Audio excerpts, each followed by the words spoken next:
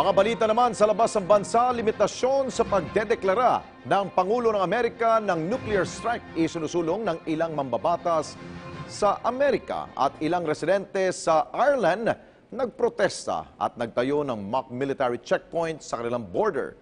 May report si Stephanie Sevillano.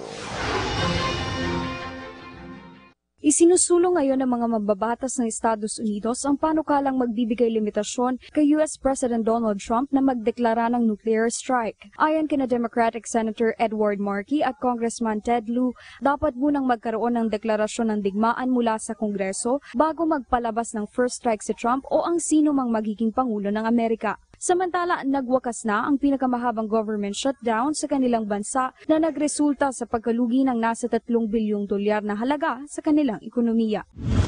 Sa Brazil, personal na binisita ni President Jair Bolsonaro ang lugar na apektado ng pagkasira ng kanilang dam. Kasama ang ibang opisyal, nagsagawa ng aerial inspection ng Pangulo sa pinangyarihan ng trahedya kung saan mahigit 50 ang namatay at hindi bababa sa 300 individual ang nawawala. Sa ngayon, nagpapatuloy pa rin ang rescue operations doon habang nahaharap naman sa kabi-kabilang regulation violation penalty ang Vale Company na may-ari ng naturang dam.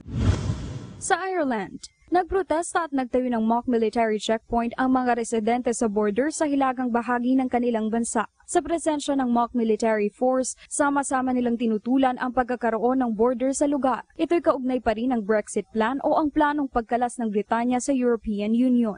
Nauna nang inihayag ni Irish Prime Minister Leo Varadkar na hindi may iwasang magtayo ng border sakaling kumalas na ang Britanya sa EU. Sa Amerika pa rin, tinangay at nagpalutang-lutang ang 8 barko sa New York. Kasama sa masasakyang inanod sa Hudson River ang 5 barges, isang mini barge, isang tugboat at isang cruise. Wala namang nasira na estruktura o environmental damage bunsod nito. Sa China, nagsimula ng mag-ensayo ang mga baboy na lalahok sa taunang karera na gaganapin sa Green Island Holiday Farm sa Zhangjiakou. Ilang bisita ang nakasaksi sa pagsasanay ng mga baboy. Magsisimula ang karera ng mga baboy sa 5 ng Pebrero para sa Chinese New Year. Tatanggap naman ng pabuya ang may-ari ng baboy na mananalo sa karera. Stephanie Sevillano, para sa Bayan. Pagsapit ng alas 6 ng gabi, tutok na sa Balitang Subok at laging una. Muli nagmamala si Pangulong Rodrigo Duterte laban sa mga sangkot sa katiwalian at iligal na droga. Balitang napapanahon at laging maaasahan. This weekend, nagpapaulan pa rin sa malaking bahagi ng bansa ang Southwest Monsoon o yung hanging habagat.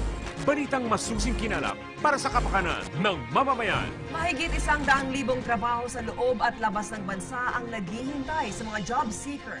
Samahan ang tampalang Alex Santos at Catherine Vital sa PTV News. Hatid namin sa inyo para sa Bayan.